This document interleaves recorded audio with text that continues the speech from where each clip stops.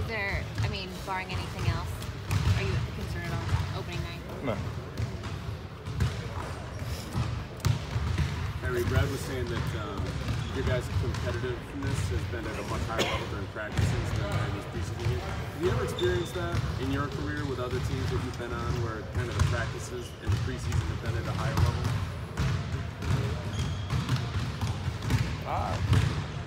You've had them in spots, but I think it's been more consistent with us more or less lately because I just think the competition is just. I'm not saying the other players that we're playing against that it's just, I don't know, man. I don't know. I don't have an answer. Like I wish I had an answer for why we couldn't translate how hard we play in practice for the last week or so into games and have the same structure of what we're working on.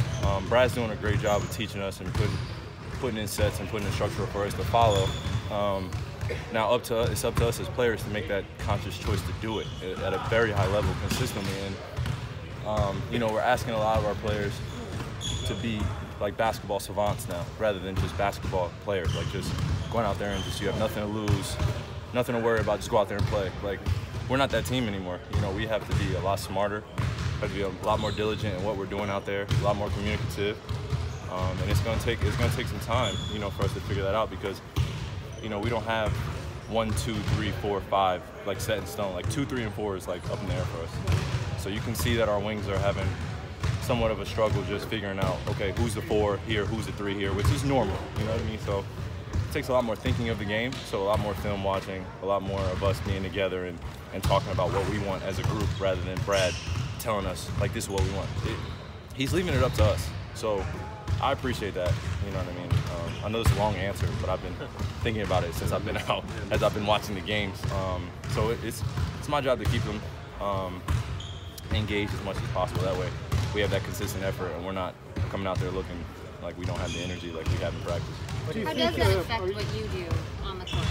There is so much versatility, flexibility, and fluidity between these positions. I mean, you know, to be honest with you, I'm pretty confident that I can go out there and be efficient whether I have the ball in my hands or not. I think making their jobs a lot easier and making the game a lot more fun for our wings and everyone else is part of my job as well, which I willingly take. But now it's showing them and helping them as much as I can to learn about the game of basketball. Like it's an art, you know, of like being able to make reads on the fly, and that way you prepare for it. Not just game 1, but game 76 going into the playoffs, and you have that continuity that you need. So, you know, it's a step-by-step process. I mean, obviously, we don't want to overload each other with a bunch of what we think we should do and how we should hit the panic button or anything like that. But it's going to take time, so we're aware of that.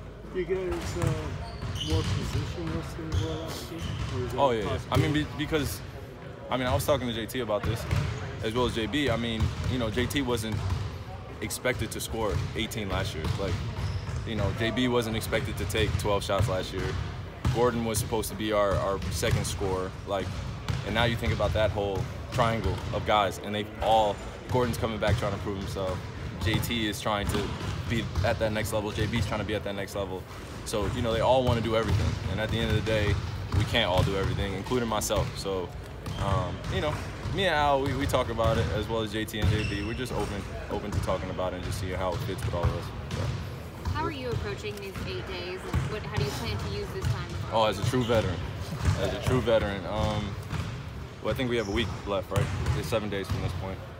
So it's a lot more conditioning, a lot more just getting mentally dialed in. I mean, obviously around this time of year, you know, you can just feel the change in the tempo in practice, as well as kind of the emphasis on certain things that we want to accomplish in practice and what we want to see in the game. So, Kyrie, you came in Cleveland, you were kind of on your own, you were rookie, you were kind of anointed the face of the franchise.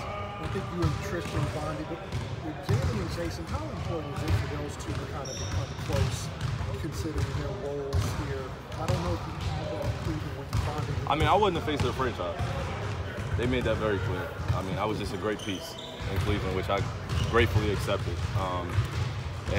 With here, you know, those guys, their relationship it's going to be what they make it, honestly. I mean, it's a competition between them, obviously. Like, so, you know, you just want to see them, like, go at each other in practice and then make that translation into games. You know, if you're going at one of the best wings in the league every single day, like, it should only help you. it's good to see him go at it. So even when you were drafted, you didn't feel like before LeBron got there, you didn't feel like they were going to be kind of the face? No. I was just a great piece. Great piece.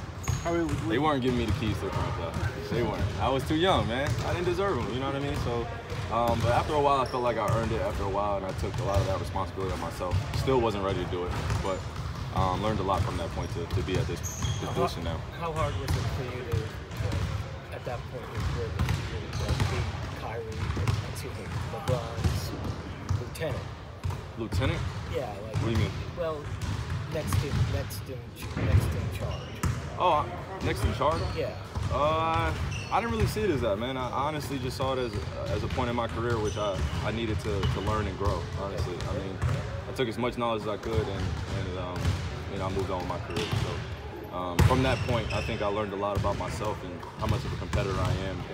And I think that the biggest thing is when I see the young guys that we have here is, and I'm saying as I'm that young guy as well, but the experience component, you know, I had to learn a lot about the game of basketball. Like being with Bron and being with Mike Miller and James Jones and being around the veterans like that. It was the first time I went from being one of the youngest to being one of the oldest. So, you know, whether it was a lieutenant, sergeant, whatever you want to call it, to Bron, I think that being around him and his basketball knowledge, as well as all the other veterans that complimented us at that time, was something I needed, because I was a fourth year in, just signed a $90 million contract. You know, I'm thirsty for everything, and for the most part, I've just been taught, roll out the ball and go play. So that was the first time I actually had to watch film and get ready for the playoffs and learn what it's like to be competed against rather than competing like we now became the hunted, and I think that's the biggest change that you're going to see, is that, you know, our effort has to surpass other teams' talent and effort at times, and that's going to distinguish us from other teams. Kyrie, with defenses switching so much, and you guys having, you know, a lot of like-size lineups, what's Brad's messaging in terms of that fine line between keeping it moving and then, you know, when to attack one-on-one? You took me from switching to one-on-one. Well, defense is switching so much. You know, guys can go one-on-one. So what's the fine line of keeping it moving? Don't get lazy. Don't get lazy. Just don't concede to what the defense is, you know, giving you. Obviously, they want us to take tough twos and, you know, be one-on-one. You can live with those possessions in the NBA game. Like, you know, guys going one-on-one, it becomes stagnant. The game doesn't become fun. We're running back on defense every time. People are running from corner to corner. You know, egos get involved because no one's touching it. You know, and you have to find that balance, but you just cannot be lazy, allowing the defense just to switch. It can't happen with us. It can't happen. I won't allow it to. So, you know, if a point guard switches off me on JT, we better look in that post every play down. And if we have to run that play, I know Brad's going to communicate it, but it should work, you know, because it collapses the defense. It works for us as a team, and we have to all feel good about it. But we just can't concede to just allowing teams to switch out of convenience against us, because we have too much talent around the perimeter for us to just stand around and dribble handoff to one another. Brad wants us to figure it out, which I appreciate. All right, guys, we'll wrap it up there. Thank you.